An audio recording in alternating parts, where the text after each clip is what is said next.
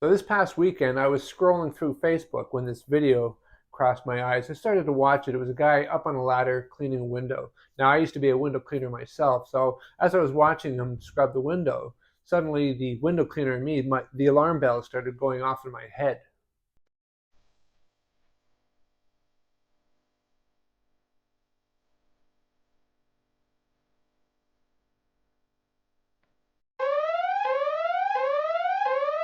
And just in case you missed it, watch it one more time. So here's the scoop, boys and girls. Once you finish scrubbing the glass, whatever you do, do not sit this on a stone sill. A stone windowsill is going to have all kinds of debris sitting on it. Could be loosened grit, stone, pebbles, maybe something that's dropped from up above. Now you've got this wet scrubber that's going to pick up all that hard debris. You go to clean the next window, guess what's going to happen? You're going to scratch the heck out of the glass. You're going to get a lot of complaints, a lot of callbacks. If you've been doing this for a while and you haven't got a callback yet for scratch glass, consider yourself lucky.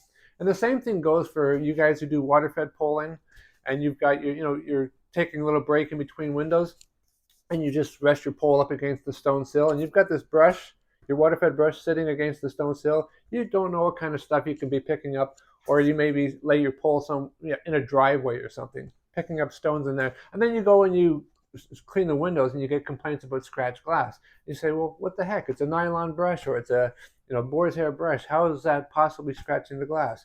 Well, it's quite often the debris that you've picked up. Now, as far as the traditional window cleaning, that's what things like bucket on the belts were made for. Once you finish scrubbing the glass, safely put your scrubber into your holster. That's also a great way to go up and down ladders and be a lot more safer, because instead of you juggling your tools, you can pay attention to holding the ladder with both hands. Anyway, I hope you appreciate this tip. Happy window cleaning.